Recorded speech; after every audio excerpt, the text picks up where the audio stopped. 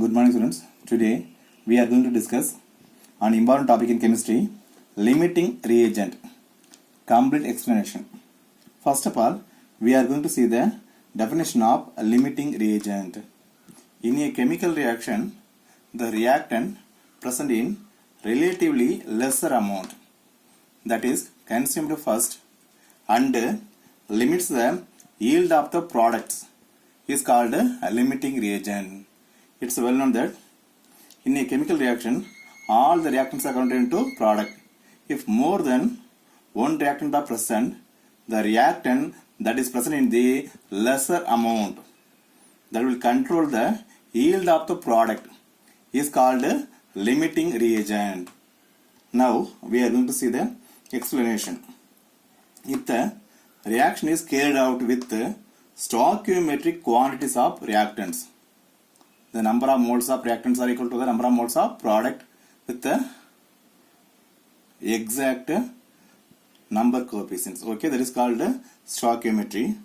All reactants are converted into product if they are present in the stoichiometric proportions. Okay, then all the reactants are converted into product.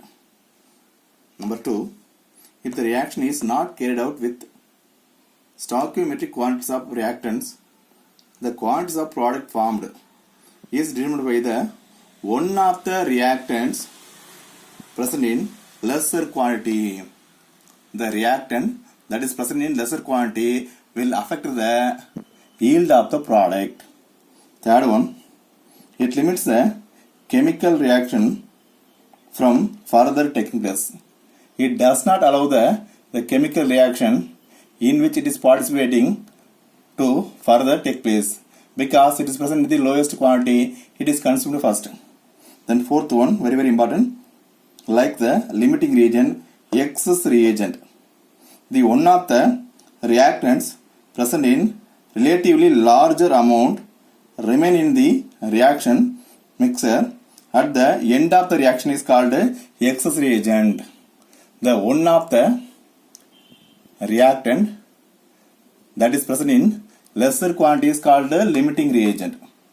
The one of the reactants that is present in the relatively excess amount or larger amount is called excess reagent. Now we are going to see the properties of limiting reagent. First one, it is present in relatively lesser amount. It's well known that it is present in the lesser amount. Number 2, it is completely consumed first, because in the chemical reaction all the limiting reagents are used up first. Third one, the quantity of product formed is limited by this reagent. The amount of product or the yield of the product or the quantity of the product, whatever it may be, the quantity of product formed is controlled by this reagent. Fourth one, it is not present at the end of the reaction, because it is consumed before all the reactions are over. Fifth one, it determines when the chemical reaction will stop, because it is present in the lesser amount, therefore it will determine the when does the reaction over or stop. Sixth one, it depends on mole ratio, not the masses of the reactants present in the chemical reaction. Okay.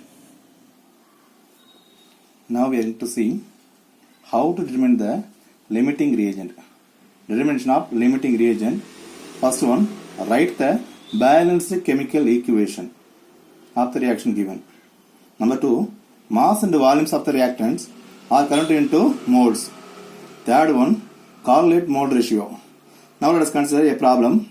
The chemical reaction in which 4 gram of molecular hydrogen reacts with 16 gram of molecular oxygen.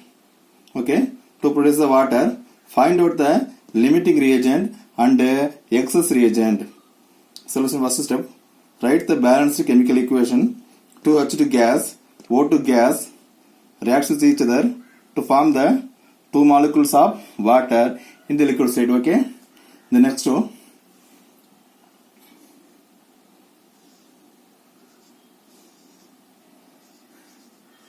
calculate the number of moles. Okay, first one is hydrogen, and the next one is oxygen. Okay, it's all in that mole is equal to mass divided by molecular mass.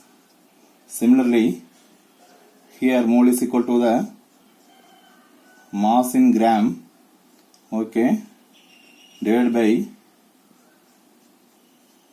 molecular mass. Okay, then mole is equal to, okay, mass is equal to 4 gram. For hydrogen molecule mass is equal to 2, so it's equal to 2 times. The number of moles is equal to 2. Here mole is equal to mass is equal to 16 gram by molecular mass of oxygen is equal to 32. If we cancel each other, it's equal to 1 by 2 moles, or it's equal to 0.5 moles. Okay, third one, then mole ratio. Okay, the mole ratio between hydrogen and H2O, or for hydrogen is equal to 2 mole, is to oxygen is water formed is equal to 2, so 2 is to 2, so it's simply equal to 1 is to 1. Okay, now we are going to see the number of moles used in the hydrogen. Okay, for 2 mole of hydrogen, so the ratio of hydrogen is equal to 2, then water is also equal to 2, so number of moles formed is equal to 2. Then the mole ratio between O2 and H2O. Okay, then according to these equations, 1 moles of oxygen forms the 2 moles of water, but 2 moles of hydrogen forms the 2 moles of water, so 2 is to 2. Here it is equal to 1 is to 1. But in the case of oxygen, 1 mole of oxygen forms 2 moles of water, so 1 is to 2. Now for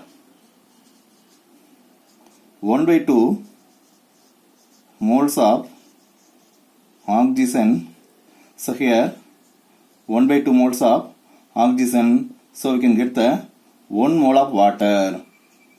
So it's well known that 2 moles of hydrogen forms 2 moles of water, 1 by 2 moles of oxygen forms 1 moles of water. So here limiting reagents. Okay, limiting reagent, the reagent that forms the lowest amount of the product is so that is oxygen. Okay, then the excess reagent, the reagent that is present in the relatively larger amount and present at the end of the reaction is called, okay, is called excess reagent. The excess reagent here is the hydrogen. Okay, okay students, here limiting reagent is oxygen and the excess reagent is hydrogen. Okay, this is an important video. Watch it and use it and also share with your friends.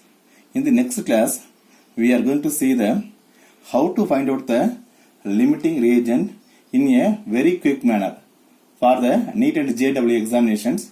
So there is a shortcut or trick method to find out the limiting reagent in the next video. Thank you.